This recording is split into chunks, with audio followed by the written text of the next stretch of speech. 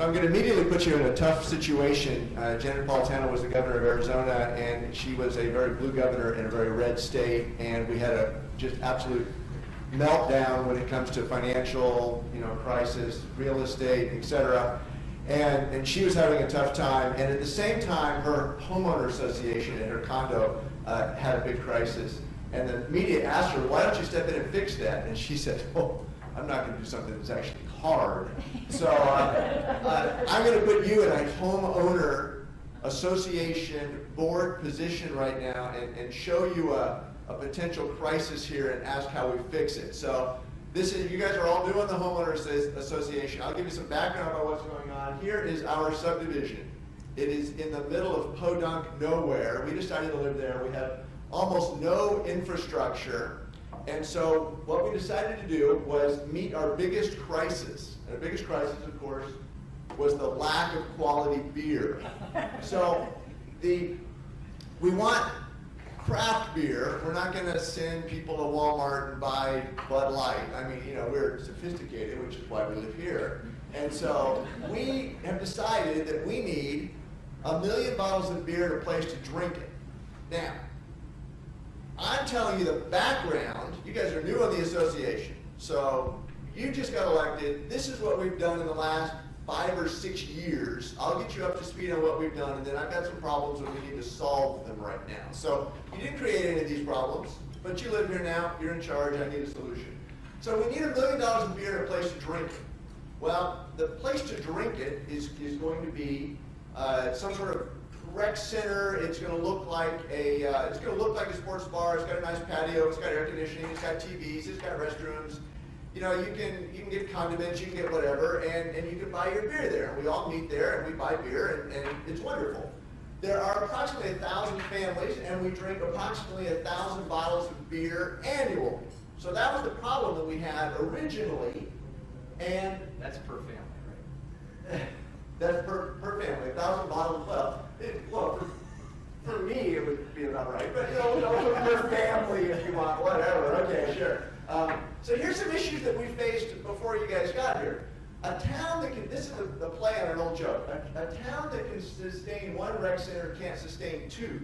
Now, do you guys know the legal joke on that, which is that a town that cannot sustain 1 lawyer can sustain 2? So if you got 2 lawyers in the same town, you got plenty of business. You got 1 lawyer, you got nothing to do. But if we just opened this up to competition, we had Applebee's come in, we had Chili's come in, we had a variety of other people come in, they did sports bars, they did whatever, we had Gordon, whatever. And they said, well, wait a second, if we build an Applebee's, Chili's is going to come in and we'll both starve to death. So no one's going to build here because you have enough capacity to really keep 1 good sports bar center open, but you don't have enough capacity to keep 2 open. So because of that, we had to come up with a franchise model that says, okay, you have the monopoly on this product. You are our beer garden. You're gonna make this. Now, we have another problem too, which is while people drink 1,000 bottles of beer, craft beer has a very short shelf life. Our particular craft beer in this environment has a shelf life of about a day. Now that's unusual, but we have high tasting beer.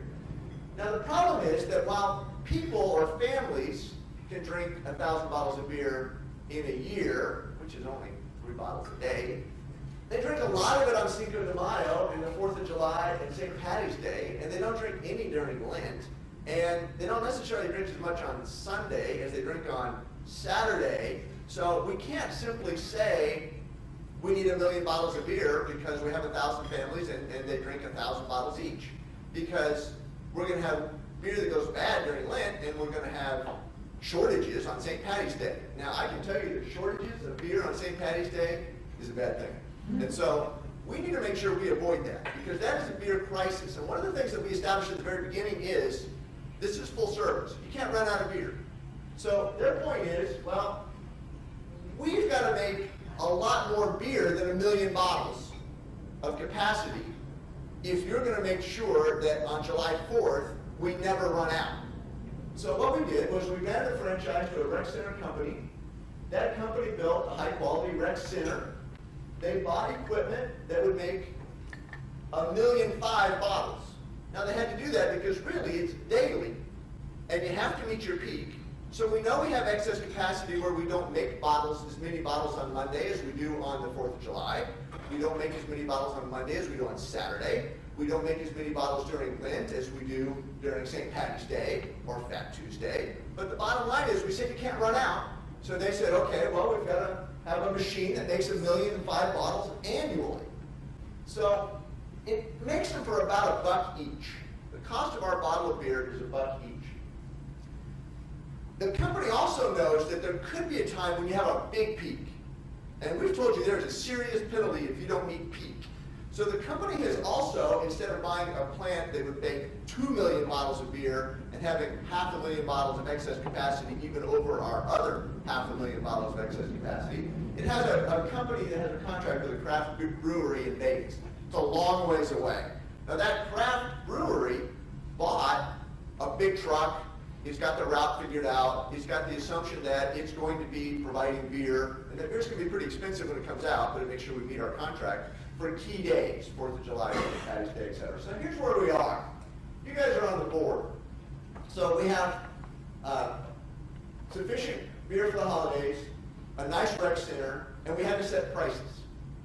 Well, you go to Applebee's, you buy a hamburger, the cost of hamburger is $1.89 a pound, you buy a half-pound burger, 79 cents, right? No, because the entire cost of the Applebee's is paid for by the food they serve. So if you make your own hamburger, it's going to be a lot cheaper than Applebee's hamburger, but that's not the point. Same thing's true with our beer situation here. Beer's $5 a bottle, okay?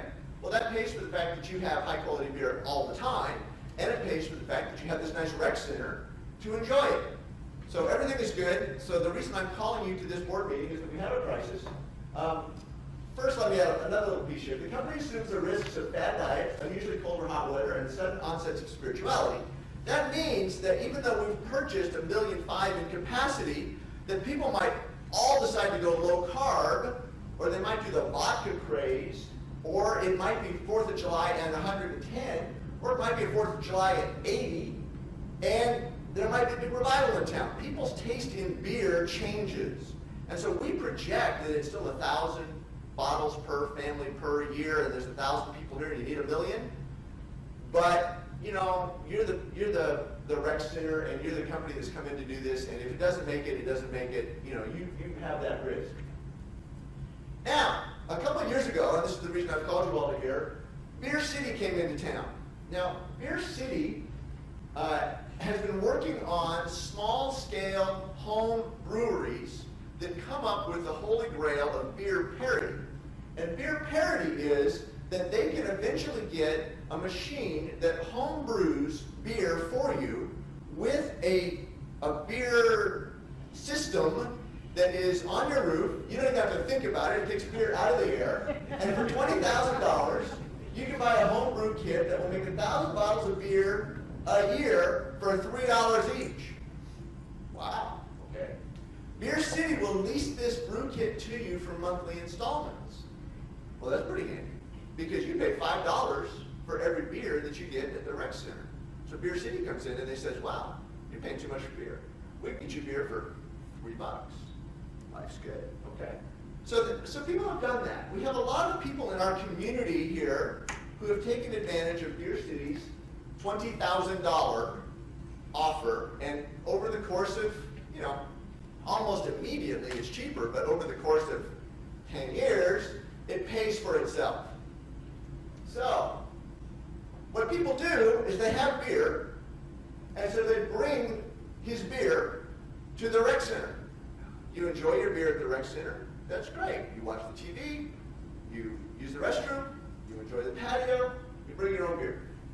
Now, your system produces the 3 beers a day that you need. Well, okay, you've got a problem in that. On Cinco de Mayo, it doesn't produce enough beer for you.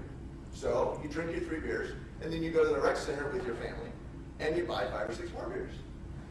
You also have your brother-in-law come to town, who's a serious beer drinker, and you drink your 3 beers, and then you go to the rec center, you buy extra beer. That's great. And we also have an interesting thing called net beer. Net beer is something that Beer City noticed was an obscure provision in the CC&Rs for our trade association here that said there are days when you are not going to drink your 3 beers. And so what you do is you can set your system for your excess beer goes directly, you don't have to do anything about it, goes directly to the rec center. And you get a credit for every beer that goes to the rec center, which is wonderful, because on the weekend, if you, for example, let's look at Saturday and Sunday. Sundays, you produce 3 beers and don't drink them. Saturdays, you drink 6 beers. Well, that just kind of works out. So what we're going to do is make it so that that just nets evenly. It's perfect for you. So now we've got a town hall meeting, because a lot of people are unhappy about what's going on, mainly the guy who owns the rec center. Because nobody, well, some people are buying his $5 beer, but most people are bypassing his $5 beer. In fact, we're still consuming exactly the same amount of beer that we used to consume, but a good chunk of it is being made by Rooftop Beer City distributorships. So let's talk first the point of view of the economist. So we have an economist in the room. All of you inherited this problem. Now this, frankly, is what happens when you're a new corporation commissioner, because I'll give you a hint, the beer is electricity in this example. So all of you guys are brand new on the PUC. You're in Nevada, you're in Oregon, you're in Arizona, you're in California, whatever. You did not set up any of these policies, right? You didn't do any of this. You'd never heard of this. You just came in, you got elected to this CC&R Home Association deal, and now I'm telling you the issues. So what's the economist say? We drink as much beer as we did before, is that okay? How efficient is Beer Cities still as opposed to the one that the rec center owns? Well, Beer City makes them for about $3. The rec center made the same beer for $1, because the rec center makes $1.5 million a year, and the one on your roof makes 3 a day. So we have what is called uneconomic bypass at the moment. People are drinking the exact same product, but because of the way the cost structure is set up, they are buying the more expensive product and displacing the cheaper product, despite the fact that the products are identical. Uneconomic bypass. So if we brought an economist in here, the economist would say, wow, you guys have really botched this. You're paying a lot more ultimately for beer than you would be otherwise, and the guy who makes the most efficient beer is having his beer offset by your less efficient beer. Now, I represent, so here's full disclosure, I'm the backup supplier. I represent the merchant power community. Brad just said the merchant power community is not doing very well. Why is that? How much backup beer do you think you buy in this situation from the guy who gets his beer from a craft brewery in Las Vegas and trucks it in? None. Because not only do we have our $1.5 million that we built, but we have the excess capacity that's on the roof. And so the rec center buying incremental capacity even above that, despite the fact that what I can truck in from Las Vegas is still cheaper than what's on your roof. Nobody buys any from the guy in Las Vegas. The guy in Las Vegas has a lot of excess capacity for a second. Now, the rec center owner, if we were making presentations here, is going to come in and say, this is fundamentally unfair. Why is that? You guys all know why. Come up with some examples of why it's unfair. Yes? He sunk the cost in the facility. Right. I gave him a contract. He sunk the cost in the facility.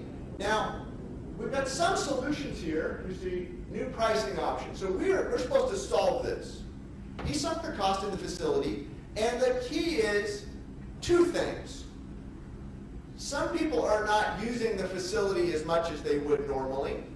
That's probably fine. If I don't want to go to Applebee's, I don't go to Applebee's. If I don't want to go to the rec center, I don't go to the rec center. You assumed some level of risk of beer tolerance, right, of fad diets. If I decide I'm going to get in really good shape and there's a marathon fad going through the community and all of us swear off beer, or all of us get religion, or all of us decide we're going to switch to vodka, hey, the guy who owns the rec center bears that risk. I mean, that's fine. We understand that. However, the problem is that the guy who makes his own beer also shows up to sit on the patio, right? He also uses the restroom. He also watches the TV. What about the fact that he wants 3 beers a day, and when his brother-in-law comes into town, he needs 6 beers a day, so he walks over to the rec center and buys 3 extra beers? So isn't the rec center filling a very important role for him of making sure that he always has an adequate supply, a backup supply, a reliable supply of beer? How much does he pay for that? How much does he pay for the knowledge that he can just walk over and get beer available? Nothing. Okay, so he has backup. How about the net beer policy? What does that provide him? The fact that beer is not storable, and that on Sunday I make 3 extras, and on Saturday I use 3 extra, and so for the week I'm fine. The homeowner's going to say that's fair, but what does the rec center guy say? Is it fair? You need a customer charge. You need, yeah, you're storing my beer. Beer is not storable, but I solved the problem of beer storability by making the rec center provide my storage free. So what does the rec center provide for free under this scenario? One is ambiance, right? You've got the patio, you got the bathrooms, you got the TV, you got the napkins, you got the waitress, you got all this stuff that was supposed to be priced in the $5 charge for the beer, which is why beer is too expensive, because you're really paying for a lot of other stuff. It provides storage in the sense that I can only make 3, but sometimes I want 6. It provides reliability in that if somebody else comes in, or if my system breaks down, or if something like that happens, my beer only produces 2 that day, whatever, I can go to the rec center and I can buy extra. So we need to price this, and the reason is that the rec center has come to us and says, look, this isn't working for us anymore, we need a solution. So the first thing that we're going to do, and I propose, and you guys can come up with who wins, who loses, what we have to do. First thing we have to do is probably get rid of the net beer rule. Because essentially, if I can produce extra beer on Sunday, and then you can use that beer on Saturday, then in reality, I am buying that beer from you on Sunday at $5. Because what you're going to use the next Saturday is 3 $5 beers. And so, from a mathematical perspective, you have purchased those beers at $5 each if you're the rec center. The rec center's cost of beer is what? $1. So by making that go backwards, you have forced the rec center to essentially pay you the retail cost of beer, despite the fact that at best you have offset their wholesale cost of beer. So every Saturday you are using $15 worth of beer that you gave to them and was worth to them $3. So in addition to you providing, the rec center providing the storage for you, they're doing so at a 1-to-1 offset. Now we can change this. We can say, okay, the rec center buys the beer, going back to avoided cost. The rec center buys the beer at maybe our cost of what it would have come from the Vegas guy. Or maybe it's our actual cost of production.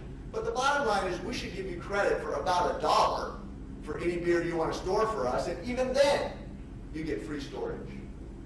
Now, there's some options. Now, I want to be very clear on one option because people who are in the homeowner situation tend to think this is unfair because they live here, they bought this plant, they did all this stuff, and they don't have any of these solutions are unfair to them because they're captive. My point is, you can stay out of the park. You don't go to the rec center. If you decide, as homeowners and your constituents, if you decide you don't want to go to the rec center, great. You get 3 beers a day. Everything's good for you, right? You paid for your system provides what it was supposed to provide. What you can't do is take your beer and sit on our patio and not pay anything. What you can't do is come over on St. Patty's Day and have 6 beers instead of 3. And what you can't do is produce more beer on Sunday and Monday that you later consume on Friday and Saturday. So if you just want to stay out of the park, we're not going to change your situation at all. You will pay nothing to the rec center. If you opt off this grid, you pay nothing. But the bottom line is you can't opt off the grid because you may run out of beer and you got nothing when your brother-in-law comes and you're going to only get 3 beers on Saturday and you're going to have extra beer on Sunday. But if you're willing to live with that, you can live with that. You should pay nothing extra. That's completely fair. Now, what are our other choices? We've got to solve this at one point because the rec center is going to sue us. We've got to solve this problem, so what do? One thing we can do is pay per visit. So you've got a cover charge. We're going to make this just like if you want to go to Disneyland, right? You want to go to Disneyland, it's $100. If you want to go to a bar that has a cover, it's $10. Now the beauty of that is we could make it so if it's $10 a night to go in there and say $2 a beer, how much beer do you drink at home? Well, on most of these days, probably not a lot, because this system is actually cheaper than the system you would put on your house. So Beer City comes in and says, hey, you want to buy this $20,000 piece of equipment, and you can get beer for $3 each. And you say, well, the rec center's just changed its policy where I pay $10 to go there, but the beer's $1.50. And I'm going to go there anyway because my brother-in-law drinks a lot of beer because I like their TVs and they've got cable and they've got all this stuff. So I go there for $10. The beer's $1.50. Why would I bring a $3 beer to a place that sells me beer for $1.50? The answer is you wouldn't. So that would solve our problem, but Beer City's not going to be happy. And the people who already spent $20,000 for this system and now have to go over to the rec center and pay $10 aren't going to be happy. You inherited that. You didn't inherit it. You inherited it. Another one is monthly dues. We can say, okay, you have to pay $100 a month to be a member of the rec center, and then your beer is all $1.10. It's cost plus a little bitty markup. Your beer is $1.10. Drink as much beer as you want, anytime you want, do whatever you want, come whenever you want, use the facility whenever you want. You pay your $100 a month, you're a member, and you're good. That's another solution. Again, Beer City is not going to be real happy with that. And the people in our community who put the beer system on their roof, they're going to be really unhappy. They pay $20,000 for a system that makes $3 beer, but right next door they can go to the rec center and pay $100 a month and get beer for $1.10 that's the same quality. So they've got a problem.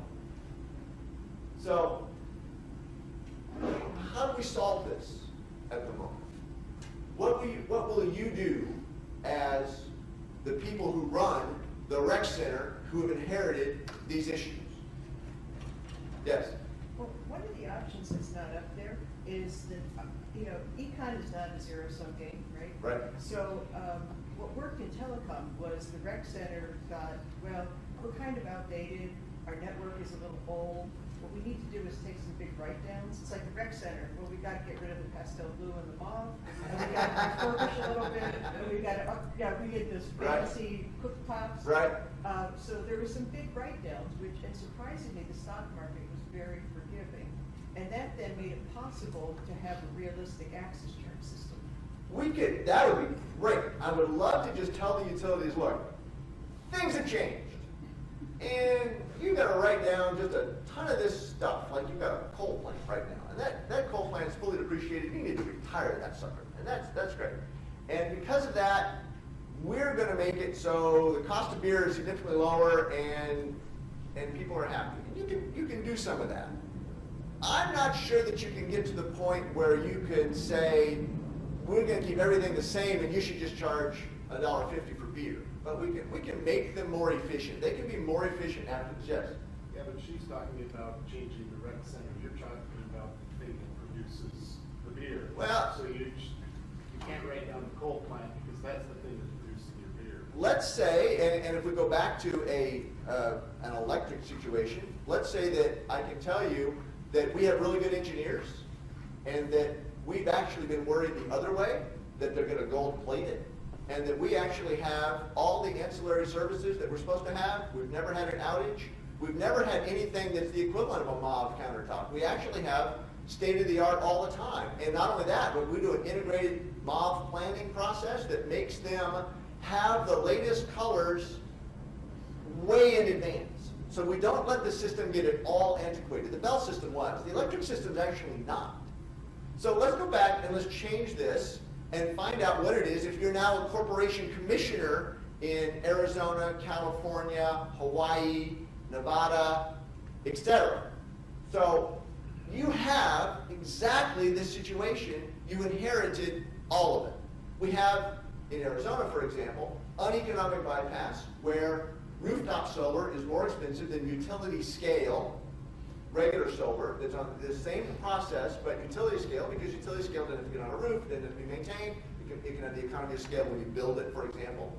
But that is being displaced by Rooftop. So we've got one beer that is cheaper being displaced by another high-quality craft beer that is more expensive but competes at the retail rate. So here's what they're doing in Arizona. What they're doing now is saying what we have to have is first we have to get rid of net beer. We have to say that you get to store your beer at the real avoided cost of beer, which is $1, which means for every 15 beers that you put in, you can get essentially 3 beers out based on the fact that the retail price is $5 and the wholesale price is $1. That's the first thing. We'll let you do storage, but you can't do storage at retail. Anybody who wants to stay out of the park in Arizona can stay out of the park, but unfortunately staying out of the park isn't practical because it's phenomenally expensive to take your house completely off the grid. So you can tell that people don't have to do this, but nobody can really do it yet. Now, if Tesla batteries actually make it, if microturbines actually make it, if little storage units and stuff like that make it, if efficiency gets really good, this is not unreasonable in 10 years. We're looking at $1.50 gasoline. I mean, I'm not going to predict anything in the energy markets at the moment. So we can pay per visit. That's a demand charge. In Arizona, that's the leading edge at the moment. They're doing demand charge, which is if you're going to use the grid, we're going to find out exactly how much you use the grid, and we had to provide grid for that, and we're going to charge you a certain amount based on that, and then because of that, our hourly charge per kilowatts goes down considerably. Now, Beer City's going to be really unhappy because they no longer have headroom, and the guy who paid $20,000 for a beer system on his unit in Tucson, Arizona, these are real people, and there's a lot of them, is very unhappy because he produces $3 beer, and he's going to be in a world where every time he relies on the grid or goes to the club, he has to pay $20 to get in, he gets a beer for $1.50. His $20,000 investment has become completely uneconomic overnight. Okay? We would argue that it was uneconomic to begin with, but it took advantage of a pricing structure. The other one is monthly dues.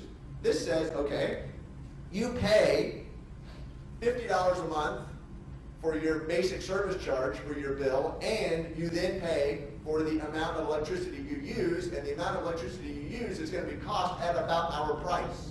Again, eliminating that economic bypass, but putting Beer City out of business, and the people who have invested $20,000 in their system, again, are very unhappy. Now, fundamentally, in addition to that, you're elected, would like to stay elected. We've got a surprisingly good retirement plan in this little board, and you were thinking that you could use your board to run for Congress? Everybody who gets elected to anything eventually thinks that they can run for Congress. I had a friend when I was in the legislature who was 26 when he got elected, and he said, okay, I need you to, he was totally serious, I need you to write me a 12-year plan to be vice president. And I was like, wow, you represent 80,000 people in Mesa, and you're going to be vice president in 2004. Great, I'll work on that. Now, I was really impressed he didn't say president, but he wanted to be vice president. And to do that, you have to get through the Senate. And so, you guys, your career is going to be over if you really implement this and take all those people who paid $20,000 for their Beer City system on the ceiling. They're going to be very unhappy. They're going to recall you. So you need a plan to fix this. So I don't know what that plan is. So I would turn it over to you. So that currently is what's happening in Tucson in the UNS case. It's why Arizona Public Service has intervened in it, because it's going to be a case that precedes, becomes a case of first impression of ours, of their case. It's what's happening in Nevada. It's what's going to happen in California. It's what's going to happen in Hawaii. There currently is not a solution. All I have done is lay out the issues. So you get to decide how you're going to solve a problem that you didn't cause, and where nobody has really made a mistake, where there really aren't any bad players. Everybody worked within the rules, and they're rules that you didn't create, but you have to fix. So when you see these show up in the Wall Street Journal and show up in national media, just remember, there's no such thing as free beer. Questions for either one?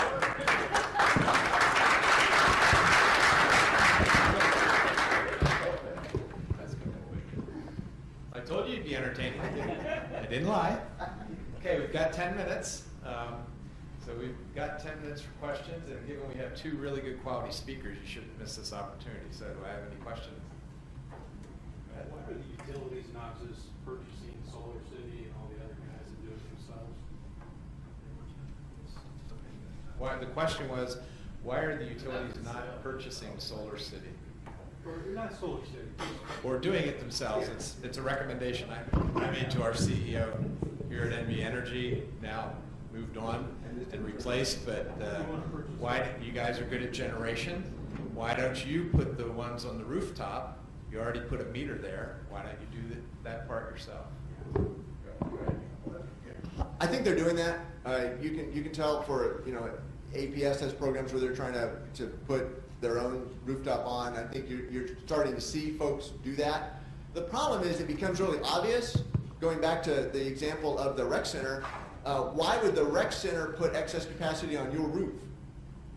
It's not a viable option for them if they were going to expand it. If the rec center said, hey, we need an extra 500,000 bottles of capacity, so what we're going to do is we're going to buy Beer City's distributorship and we're going to put them on 80 houses. And we're going to make beer that's $3. Well, what would you say? Well, what you would say is, why don't you just buy additional capacity of the industrial system that you have and make additional beer for $1 each?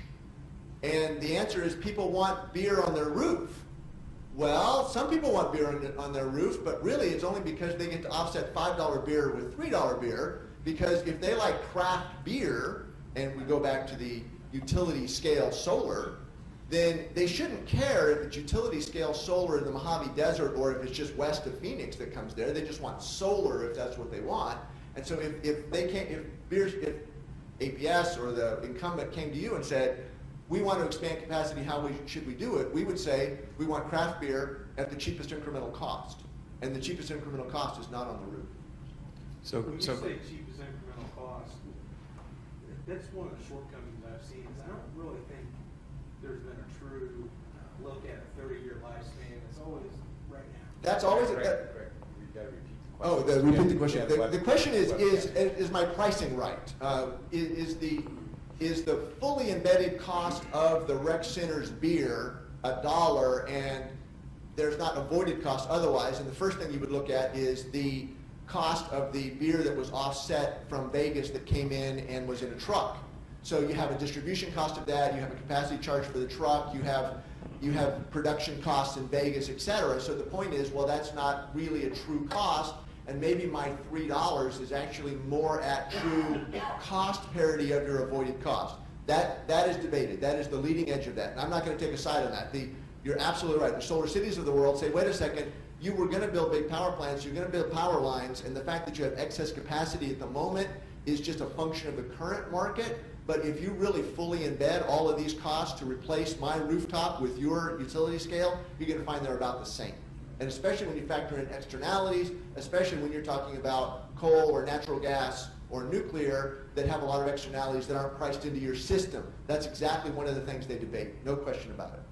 Also, you're right about energy is crazy, you can't predict what's, right. But energy storage is, without a doubt, from our experience, it's here.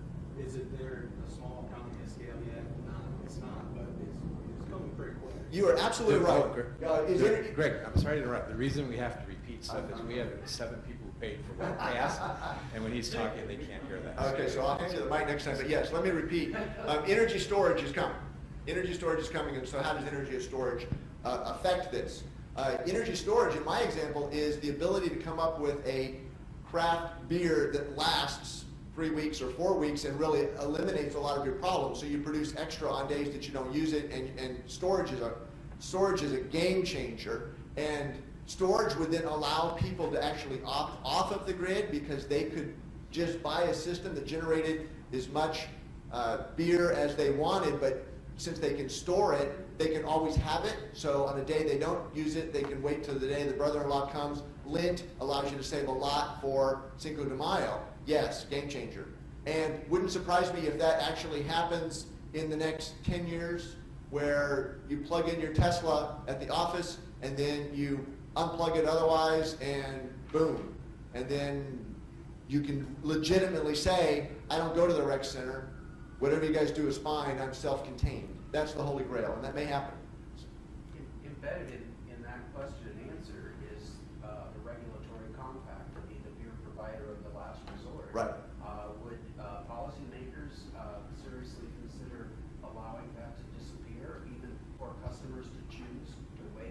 So embedded in that question was the provider of last resort feature that the incumbent utility provides, and are policymakers going to allow people to opt off?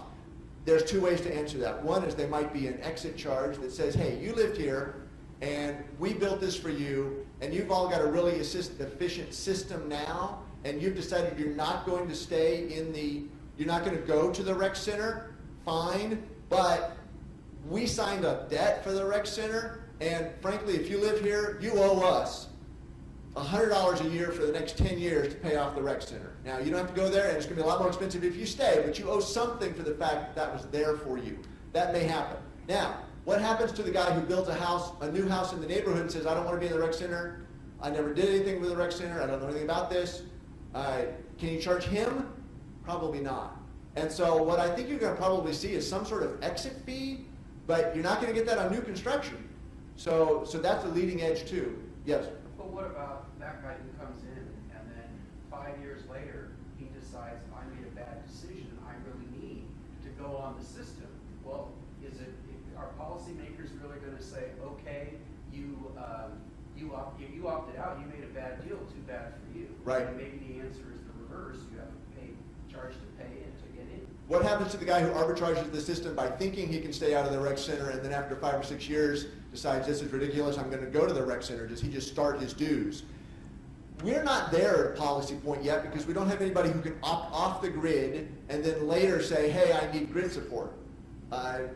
If we're there and we were the ones doing this as a policy-making body, I think we would say those two things. We would say, look, if you move here and you stay off the grid and you don't pay your dues, if you're going to join the club, you have to pay back dues. We don't know how much that is, but you have to pay back dues for the fact that you changed your mind.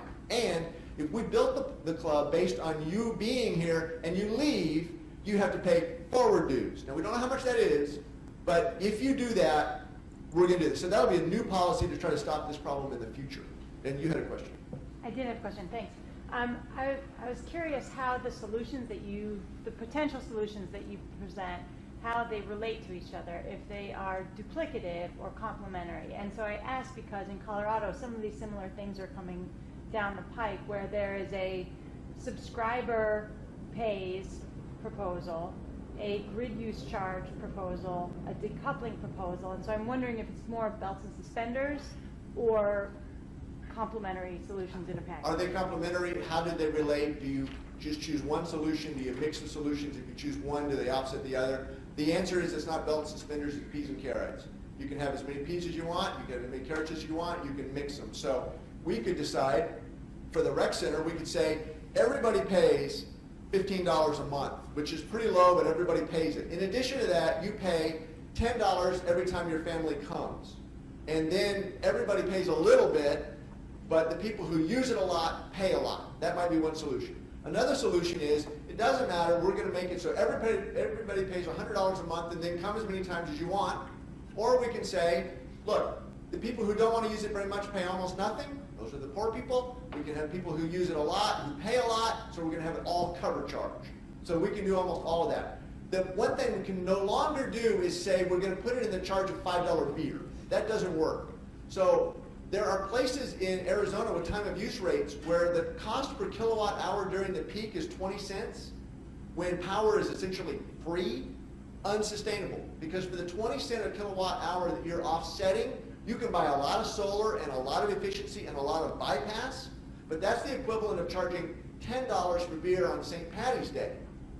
Well, that's great. Everybody brings their own beer. So you can charge $10 for beer on St. Patty's Day or every Wednesday when nobody uses it, but it doesn't matter because nobody will pay that anymore.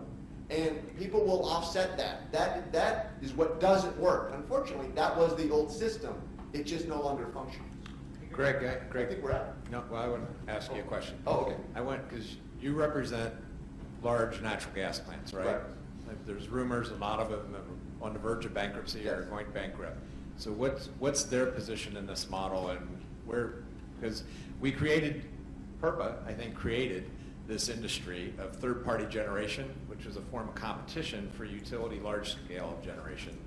And what's going to happen to that industry, and how do they fit with this model? Or what are your positions maybe in the case? In that model, I am the Las Vegas supplier who bought a truck, who built a plant and who meet your excess capacity for key days.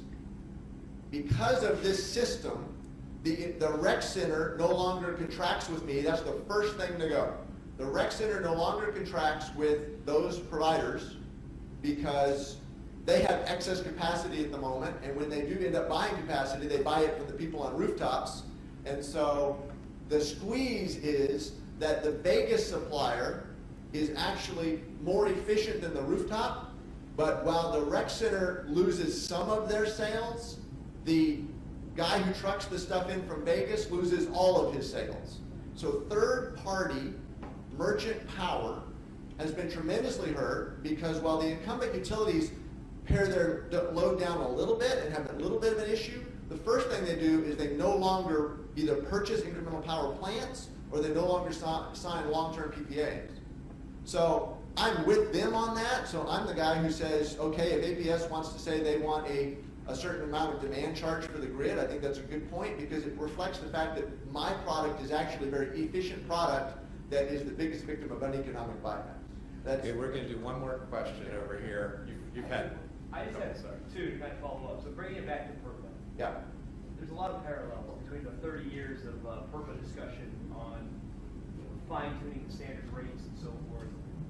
Why isn't that discussion leaning into the excess energy price discussion for net metering? Number one, because it seems like there's a lot of parallels there. I mean, it is a PURPA project, so to speak. And number two, why aren't merchant generators or independent power producers participating in the dockets for net metering? Because they're so gravely affected by it, but refuse to participate in the discussion. Let me answer the second one first. Why aren't the independent power producers participating in these cases? The answer is we are. I run a trade association that is in all the solar, net metering, et cetera. And although we're not in the Unisource case at the moment, we're going to be in the APS case. So we are participating in that. How it affects PURPA is going to be a Jeff question, then I'm done. Well, let me follow up. Okay. I mean, Nevada just went through a very large docket for a year on net metering, and there wasn't a single independent power producer party in that case. Well, let's be realistic. Single independent power producers cannot do that. That's not economic for them. It's not also good to put the bullseye right on yourself in that kind of situation.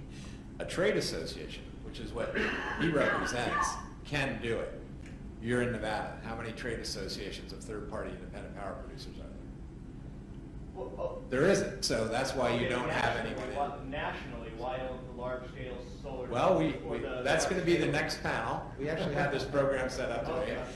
Mr. Khan is going to come up to the back room and But I he's going guess to my talk point about is that. they didn't, and so that's an argument that's hard because they're not representing themselves in certain dockets, at least in the state of Nevada. You make a good point, though. The good point is that, the different interests who don't necessarily automatically immediately see the direct effect need to recognize these indirect effects because it's going to affect their overall business model. So. And you said something interesting, which was put a bullseye on their back. Why is it putting a bullseye on your back to say, I would like to avoid uneconomic decisions, and I have a product that is much more viable and economically sound, but I'm scared to talk about it? No. If you're a individual power plant owner or user, and you want to step into the utilities arena with utility and a competing separate industry, that's a bullseye for you. You've got to survive by getting a purchase power agreement, retaining the purchase power agreement, or when your purchase power agreement runs out, which is what happened in Nevada, you've got a whole bunch of natural gas plants that have no market. And so then what?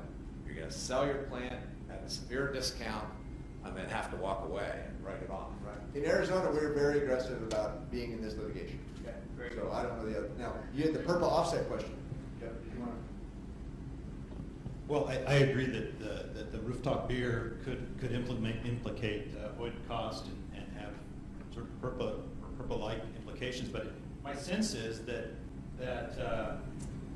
folks that are grappling with this aren't at the point to bring that into focus. I mean, they still don't understand the economic dynamics behind rooftop beer well enough to say we've got to have a solution, and avoided costs are a component of that. That would sort of be my sense. So I think it's a good observation, but it's too early to really know how avoided cost and PURPA-like concepts would apply, or whether PURPA, formally would apply at all. I'm not sure. You're getting to a complexity that I think commissions are starting to face or should face, and I'm glad that you see that. Who knew that PURPA could be so much fun first thing in the morning? Right? Especially if we bring beer into the mix. Thanks, Greg. Great. So let's thank our panel, and then we'll take